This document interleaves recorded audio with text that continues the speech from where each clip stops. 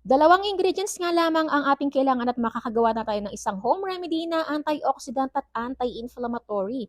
Tinatapon nyo rin ba ang buto ng abukado? Abay, after ninyo mapanood ng aking video, ay hindi nyo na ito itatapon kailanman, char. So dito po kinuha ko yung avocado seed, hinugasan ko mabuti, hinati sa gitna. Pwede ninyong tanggalin yung balat kung gusto ninyo.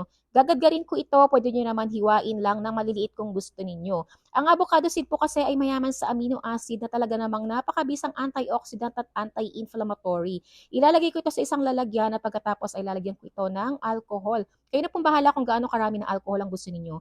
Ang alcohol po kasi ay ang siyang makakatulong para mas ma-ingest ang nutrients na nanggagaling doon sa ating avocado seed. Lalagyan ko po ito ng kaunting efficacent oil para sa kanyang eucalyptus smell. After nyan, pabayaan lang natin siya nakababad ng 24 hours. Siya nga po pala, ang paa ko po na natipalok 1 year ago. So isang taon na po siya. Susubukan ko po siya dito sa aking paa dahil nga po ito po'y kumikirot kapag ako'y naglalakad. Pagkatapos po ng 3 days sa paggamit ko nito, saka ko lang po in-upload itong video para masabi ko po sa inyo ang effect niya. Ganoon na rin po kay Habi, ang sabi rin po niya sa kanyang stiff neck ay lumuluwag daw po yung pakiramdam ng kanyang liig. Kaya naman kung kayo may nararamdaman ding kirot sa inyong katawan, ay wala namang mawawala kung susubukan nyo din.